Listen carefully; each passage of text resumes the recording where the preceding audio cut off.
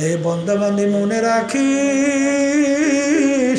আমার একটা কাজ আছে, আমার একটা চুলা আছে, ওই চুলের নাম হলো জাহান্নাম। আল্লাহ আপনি আমাকে আমাদের সবাইকে মাফ করে দিয়ে ওয়াকুদুহান নাসু ওয়াল হিজারা উইদ্দাত লিল কাফিরিন। আমার মালিক বলে, হে নাফরমানের দলেরা, আমি জাহান্নামের আগুন জ্বালাবো মানুষ এবং পাথর দ্বারা।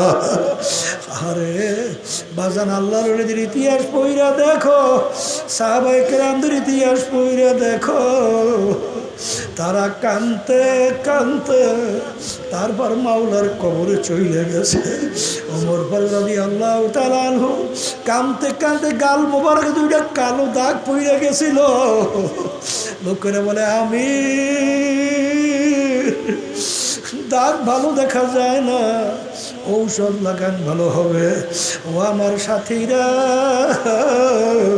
মালিক জিজ্ঞাসা করবে, ওমর কি নিয়ে আসছো?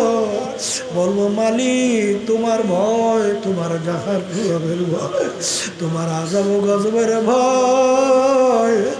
কানতে কানতে দুইটা দাগ গালের ভিতরে নিয়ে আসছি।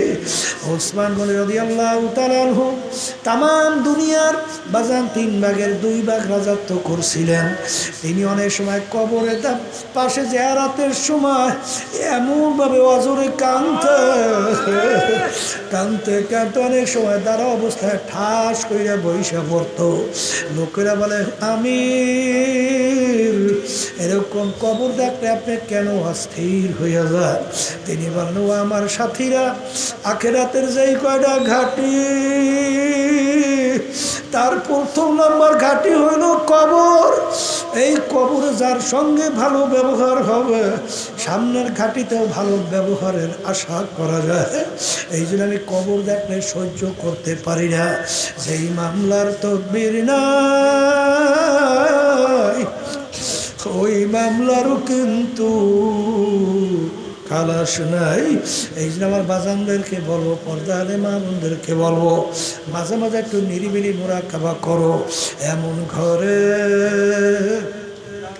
যাইতে হবে যেই ঘরে নাই বাতি, এমন ঘরে থাকতে হবে যেই ঘরে নাই সাথী। বলকের বাদশা ইব্রাহিম বিন আদহাম রাহমাতুল্লাহি আলাইহি বাড়ির দরজায়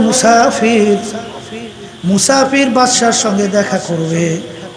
পাহারাদার ঢুকতে দেয় না, বলছে, না বাদশার সঙ্গে আমি দেখা না কইরা যাব না। বাদশা ডাক দিয়ে বলে, ছাড়ো। মুসাফির যাইয়া বাদশাকে সালাম দেয় আর বলে, বাদশা রে, আপনার এই মুসাফির খানায় আমি একটু থাকতে চাই। এই কথা শোনার পরে বাদশা টকবক হয়ে রাগ হয়ে উঠছে। বলতে গেলে মাথার রক্ত পায়, অর্থাৎ পায়ের রক্ত বাতায়। এই বোকা, কি বলছো? এইটা আমার রাজসিংহাসন, এইটা আমার স্থায়ী বাড়ি, তুই এইটাকে মুসাফির খানা বানাইছ? তুই তো আমার ইজ্জত নষ্ট করছিস। মুসাফির ডাক দিয়ে বলে, হযরত ভুল হলে মাপ চাই। স্থায়ী বাড়ি কাকে বলে, মুসাফির খানা কাকে বলে? বাদশা বলে, বাড়ির দরজায় ঘর দেখছো? দেখছি, ওইটা হইলো মুসাফির খানা। বাদশা মুসাফির খানা কি পরিচয়?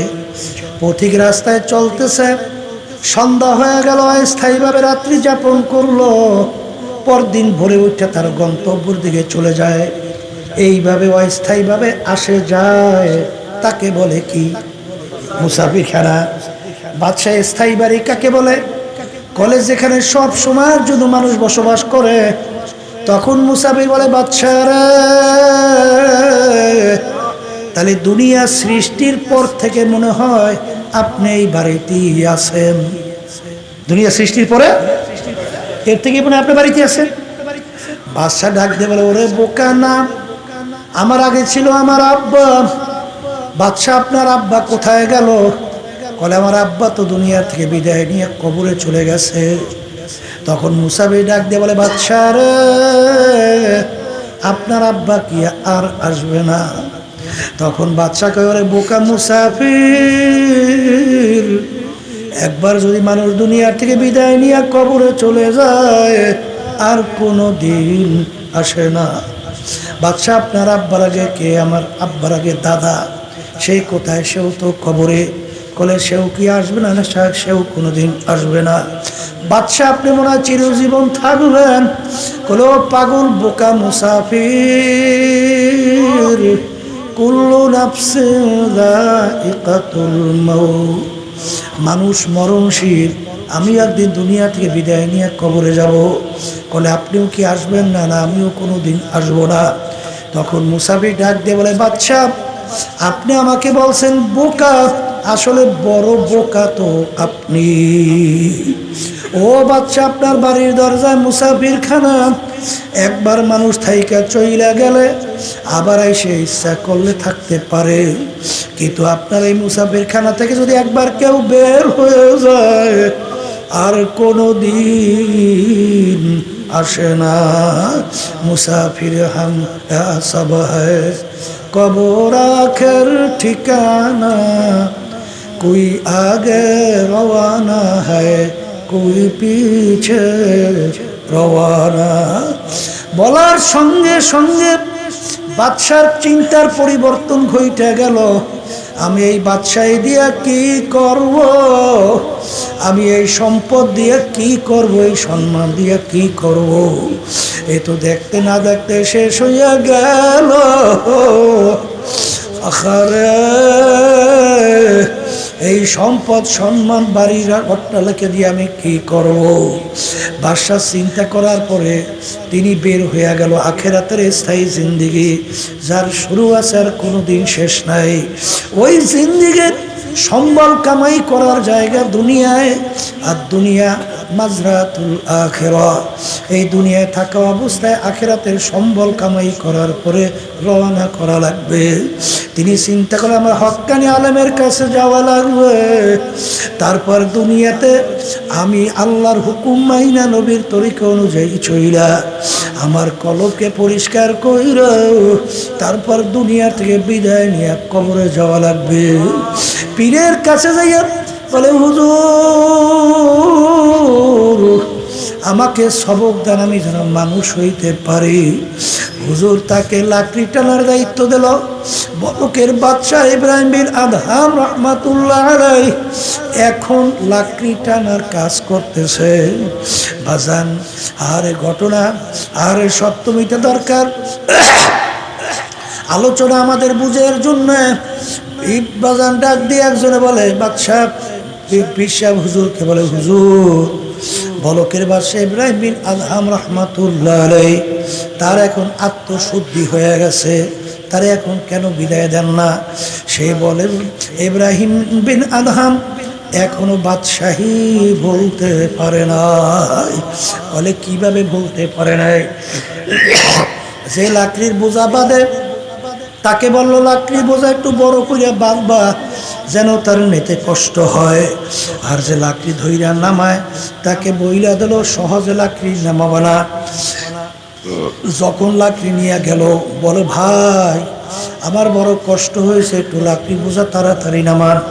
বলে ভাই একটু ধৈর্য ধরেন, কাজটা শেষ করে নেই। এক পর্যায়ে যখন ধৈর্যের বাঁধ ভেঙে গেল ডাক দে বলে ওরে খবিস, আজকে যদি আমার বাদশাহী থাকতো তোকে আমি ব্যাত মাইরা শিক্ষা দিয়ে দিতাম কিভাবে মানুষের কাছে ছলচাতুরি করো। তখন পিসা হুজুর বলে দেখো ইব্রাহিম এখনো বাদশাহী ভুলতে পারে নাই। এরপরে তাকে আত্মশুদ্ধির জন্যে বাজান দায়িত্ব দিল ময়লা পরিষ্কার করার মেথর যাকে বলে। মাথায় হাড়ি নিয়ে ময়লা নিয়ে ফেলায়। বাজান একদিন পিসা হুজুর বলে ইব্রাহিম এখন তার বাদশাহী ভুলে গেছে। তিনি ময়লার হাড়ি নিয়ে রাস্তা দিয়ে যায়, একজনকে বলে এমন ভাবে তাকে ধাক্কা মারবা ময়লার হাড়ি পইরা যেন ভাইঙ্গা যায়। যখন ধাক্কা মারলো ময়লার হাড়ি পইরা ভাইঙ্গা যে ধাক্কা দিল তার পোশাক আদিও নষ্ট, আর তার শরীরও তো নষ্ট হয়ে গেল। দোষ কার? যে ধাক্কা দিয়েছে তার। কিন্তু উল্টা ইব্রাহিমের আদহাম রহমাতুল্লাহ আলাইহি তার পাও জড়াইয়া দইয়া কাঁদে আর বলে, ভাই আপনি যদি আমাকে মাফ না করেন, আমার মালিক বুঝি আমাকে মাফ করবে না। আমার ময়লার হাড়ি নিয়ে উচিত ছিল নিজ দিয়া যাওয়া। ভাই আপনি আমাকে মাফ কইরা দেন, মেটা দে আপনি হাসতে গো আগার কুসমর্ত বাঁচাও, কেদানা খাককে মেলে গোলে গুলজার होता है। হাদিসে কুচ্ছির ভিতরে আর সানা ইনদাম কাসরাতিল কুলুব।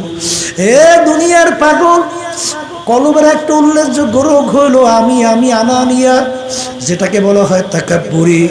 আমি পীর, আমি মুফতি, আমি মুহাদ্দিস, আমি চেয়ারম্যান, আমি এমপি, আমি মিনিস্টার, আমি বড় বংশের লোক, আমি বড় শিক্ষিত, আমি অমুক তমুক জ্ঞানী, অমুক অমুক তমুক সমুক, যার ভিতরে যারা পরিমাণ আমি তাকাব্বুরি থাকবে, আল্লাহ রাসূল সাল্লাল্লাহু আলাইহি ওয়াসাল্লাম বলেন বেহেশতের ঘেরানো পাওয়া যাবে না।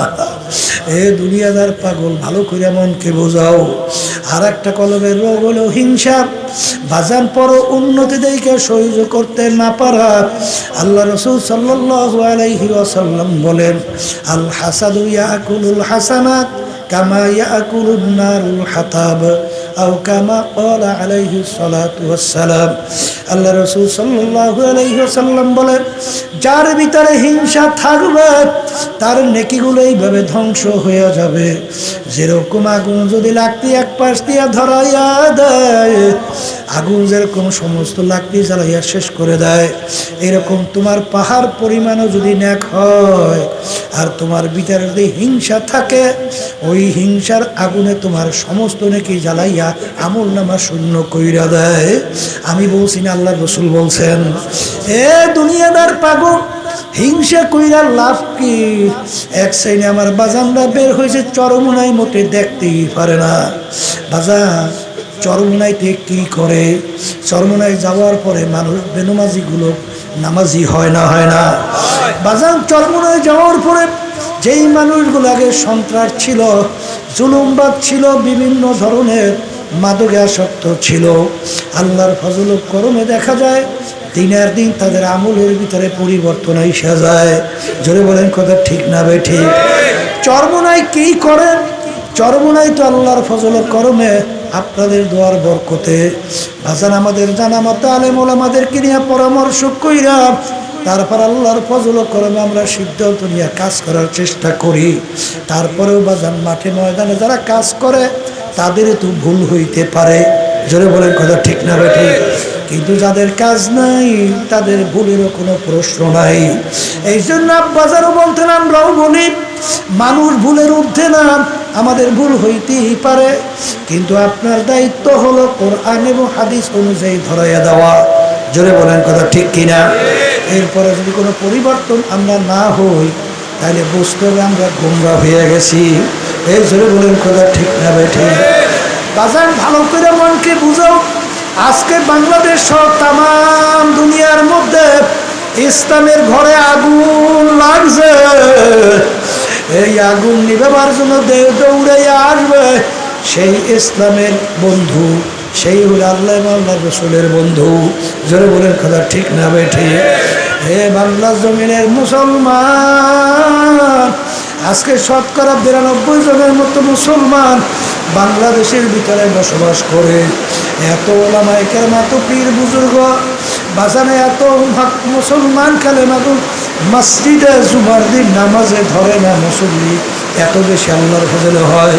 কিন্তু সেই দেশের ভিতরে আমাদের ভবিষ্যৎ প্রজন্ম তাদের শিখতে হবে মানুষ নাকি আল্লাহ সৃষ্টি করে নাই, মানুষ নাকি বানর থেকে সৃষ্টি।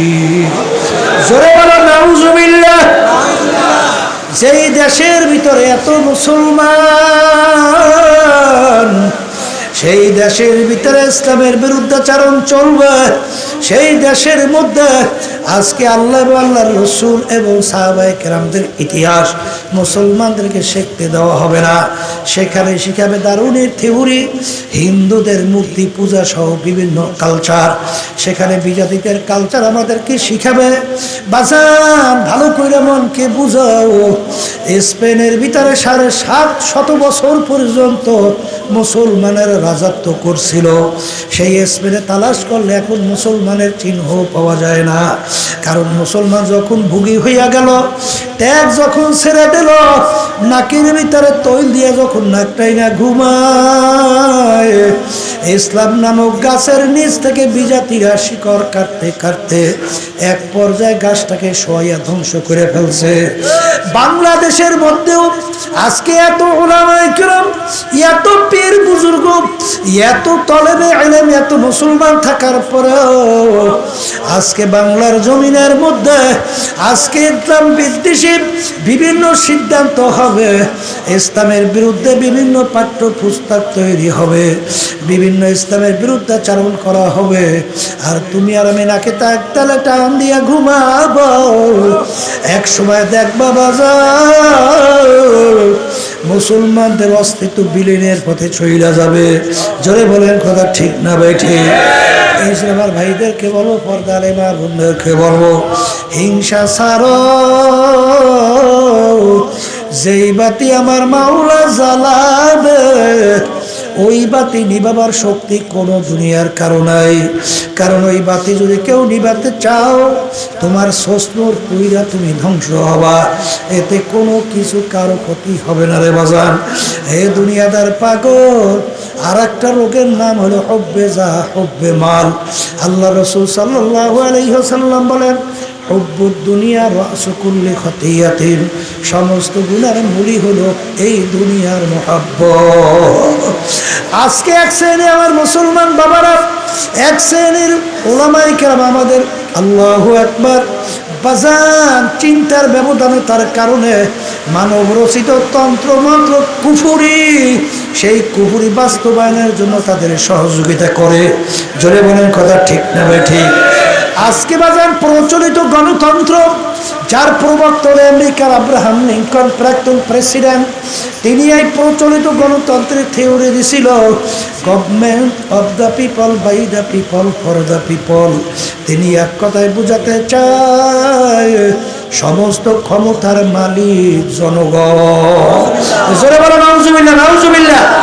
আজকে বাংলাদেশের ভিতরে বাজান, ভারতে আমাদের পাশের রাষ্ট্র ধর্ম নিরপেক্ষতাবাদ, যেটা আজকে বাংলাদেশে বর্তমান আওয়ামী লীগ সরকার বাস্তবায়ন করতে চায়। জোরে বলেন কথা ঠিক না ঠিক? ধর্ম নিরপেক্ষতার দ্বারা ব্যাখ্যা দেয় যার যার ধর্ম সে পালন করে। জোরে বলে নাউজুবিল্লাহ। নিরপেক্ষ শব্দের অর্থ কোনো পক্ষ নাই, কিন্তু ধর্ম নিরপেক্ষ, নিরপেক্ষ শব্দের অর্থ যার যার ধর্ম সে পালন করবে। এটা কি ব্যাখ্যা হয়? জোরে বলেন হয়, হয়, হয়। বাজার আসলে কোনো মানুষ কিন্তু নিরপেক্ষ হইতে পারে না। যদি কাউকে জিজ্ঞাসা করেন তুমি কে, বলবে আমি কৃষ্ণ, আমি একজন হিন্দু, আমার ধর্ম হলো হিন্দুত্ববাদ, পক্ষ না নিরপেক্ষ। জোরে কান, জোরে কান, জোরে কান। এই জিজ্ঞাসা করবে তুমি কে, বলে আমি জর্জ ডব্লিউ বুশ, আমি বাইডেন, আমি ট্রাম্প, আর আমি একজন খ্রিস্টান, আমার ধর্ম হলো খ্রিস্টবাদ। জোরে কথা ঠিক না বেঠি?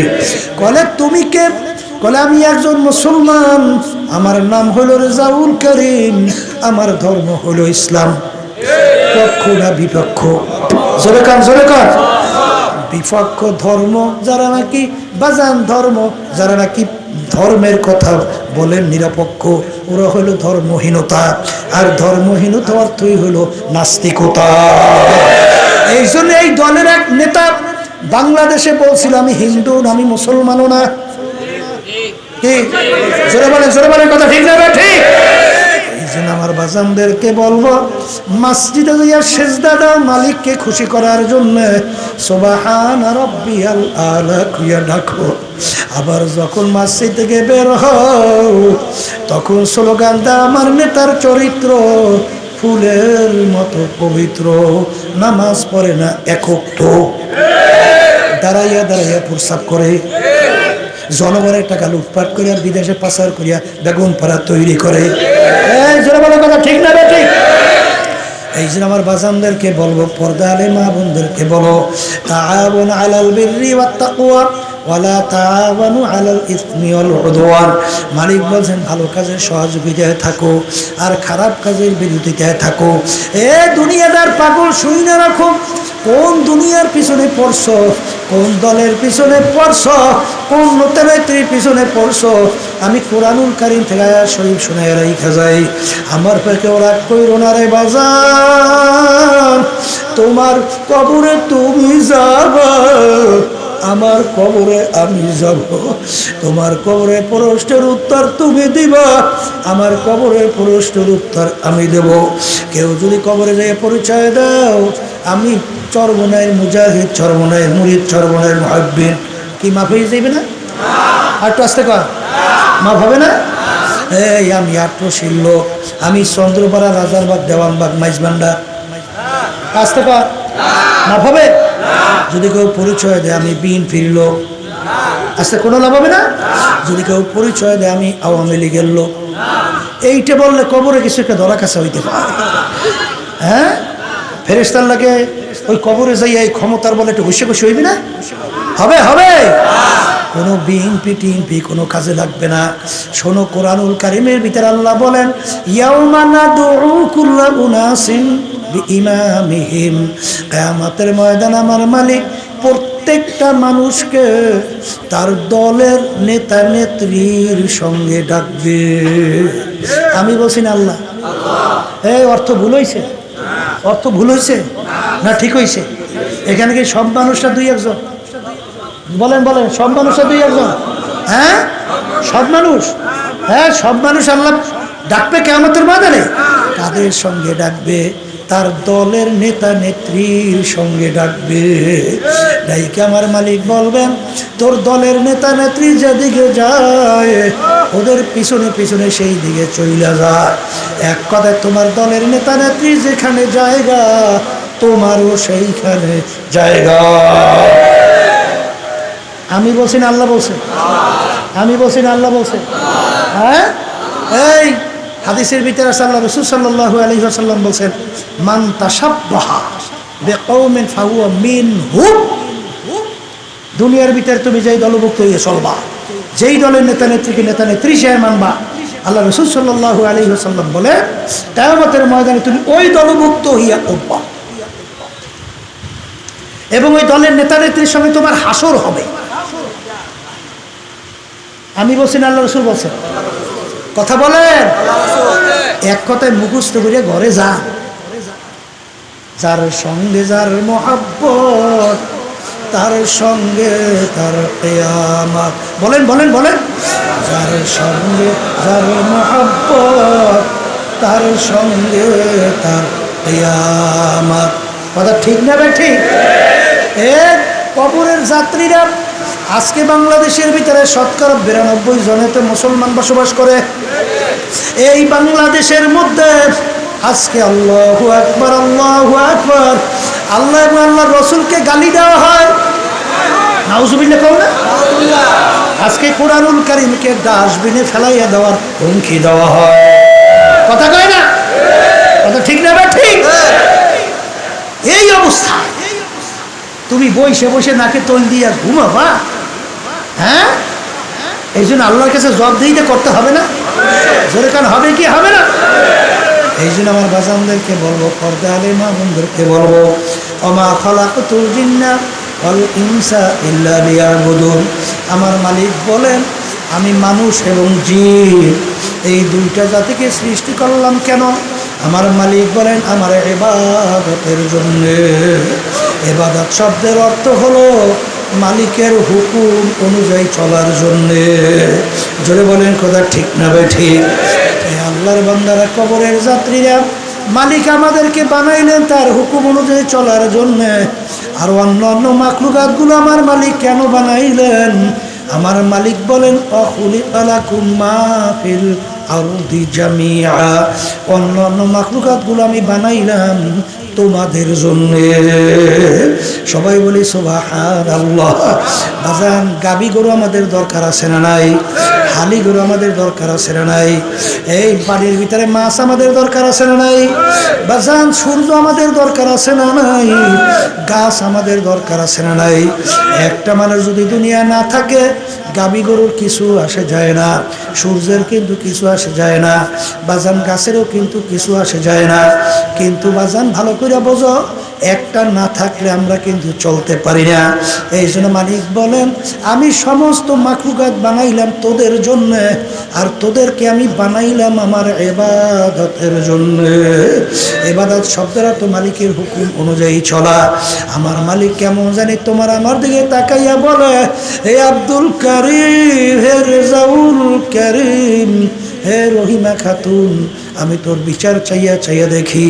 তুই একটা গাভী গরু পালো দুধ খাওয়ার জন্য, বাচ্চা হবে, তোর গরুর বংশ বিস্তার লাভ করবে।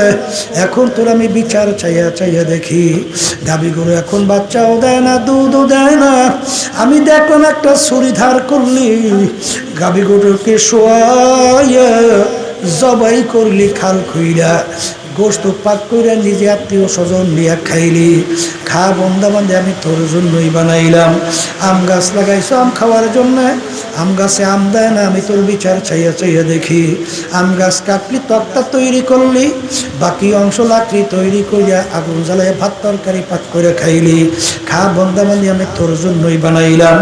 এক কাজে লাগে নাই, অন্য কাজে তুই লাগাইয়া দিবি। কিন্তু আমি তোদেরকে বানাইছিলাম আমার ইবাদতের জন্য।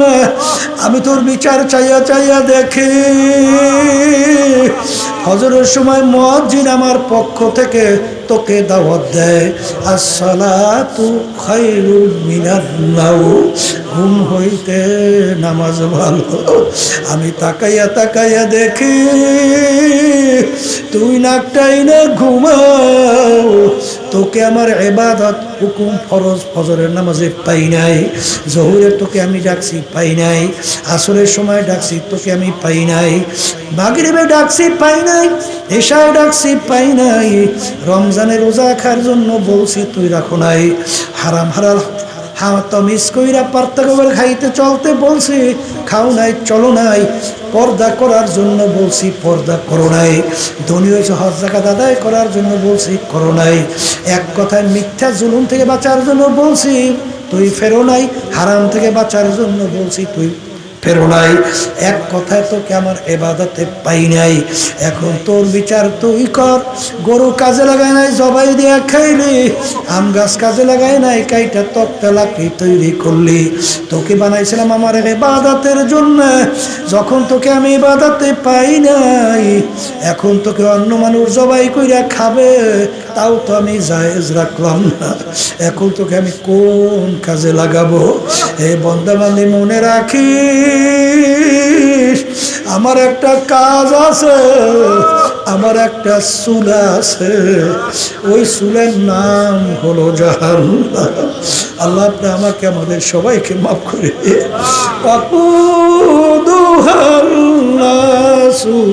ওয়াল হিজারা উইদ্দাত লিল কাফিরিন।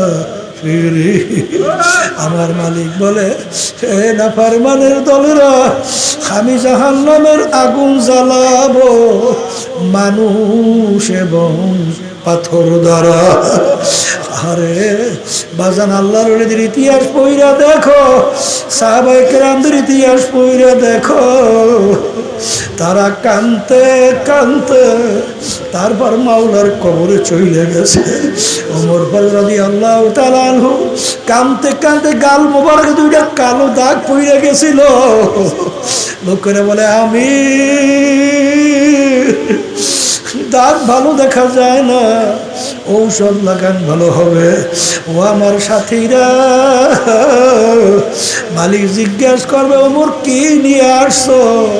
বলবো, মালিক তোমার ভয়, তোমার জাহান্নামের ভয়, তোমার আযাব ও গজবের ভয়।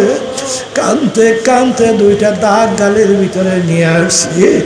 ওসমান গনি রাদিয়াল্লাহু তাআলা আনহু তাম দুনিয়ার বাজান 3 ভাগের 2 ভাগ রাজত্ব করছিলেন। তিনি অনেক সময় কবরের পাশে জিয়ারতের সময় এমনভাবে অজরে কাঁদতে কাঁদতে কাঁদতে অনেক সময় দাঁড়া অবস্থায় ঠাস কইরা বইসা পড়তো। লোকেরা বলে, আমির এরকম কবর দেখলে আপনি কেন অস্থির হইয়া যান? তিনি বললেন, ও আমার সাথীরা, আখিরাতের যেই কয়টা ঘাটি, তার প্রথম নম্বর ঘাটি হইল কবর। এই কবরে যার সঙ্গে ভালো ব্যবহার হবে, সামনের ঘাটিতেও ভালো ব্যবহারের আশা করা যায়। এই জন্য আমি কবর দেখলে সহ্য করতে পারি না। যেই মামলার তকবীর নাই, ওই মামলারও কিন্তু খালাস নাই। এই জন্য আমার বাজানদেরকে বলবো, পর্দা আলে মা বোনদেরকে বলবো, মাঝে মাঝে একটু নিরিবিলি মুরাকাবা করো। এমন ঘরে যাইতে হবে যেই ঘরে নাই বাতি, এমন ঘরে থাকতে হবে যেই ঘরে নাই সাথী। এ কবরের যাত্রীরা কোন দুনিয়ার পিছনে পড়ছো বাজার? আল্লাহ রাসূল সাল্লাল্লাহু আলাইহি ওয়াসাল্লাম বলেন, এ আব্দুল করিম, হে রেজাউল করিম, হে রহিমা খাতুন কবর দৈনিক ডাক দিয়া বলে, আরে আমি আনা বাইতুল ওয়াহদা, আনা বাইতুজ জুলমা, আনা বাইতুজ জুর, আমি একাকির ঘর, আমি অন্ধকারের ঘর, আমি পোকামাকড়ের ঘর। যেই মামলার তদবির নাই, সেই মামলারও কিন্তু খালাস নাই।